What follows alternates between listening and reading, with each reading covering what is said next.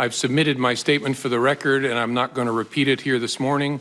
I thought I would just offer some very brief introductory remarks, and then I would welcome your questions. When I was appointed FBI Director in 2013, I understood that I served at the pleasure of the President.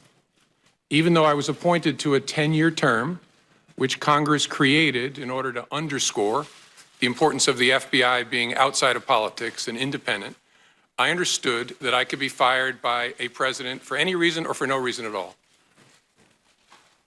And on May the 9th, when I learned that I had been fired, for that reason, I immediately came home as a private citizen. But then the explanations, the shifting explanations, confused me and increasingly concerned me. They confused me because the President and I had had multiple conversations about my job, both before and after he took office.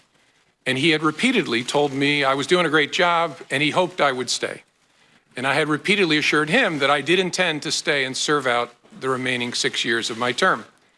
He told me repeatedly that he had talked to lots of people about me, including our current Attorney General, and had learned that I was doing a great job and that I was extremely well liked by the FBI workforce.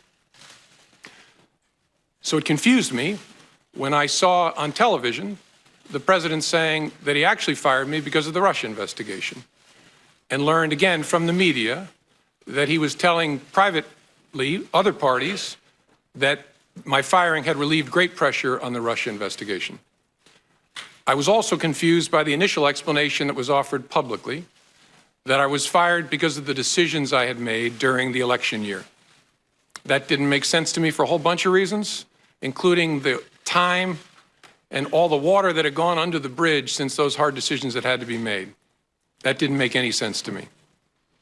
And although the law required no reason at all to fire an FBI director, the administration then chose to defame me, and more importantly, the FBI, by saying that the organization was in disarray, that it was poorly led, that the workforce had lost confidence in its leader. Those were lies, plain and simple. And I am so sorry that the FBI workforce had to hear them, and I'm so sorry that the American people were told them. I worked every day at the FBI to help make that great organization better. And I say help because I did nothing alone at the FBI. There are no indispensable people at the FBI. The organization's great strength is that its values and abilities run deep and wide. The FBI will be fine without me.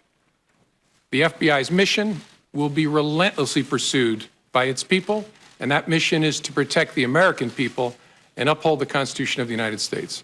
I will deeply miss being part of that mission, but this organization and its mission will go on long beyond me and long beyond any particular administration.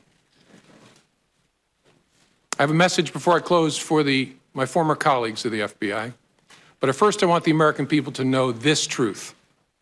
The FBI is honest, the FBI is strong, and the FBI is and always will be independent.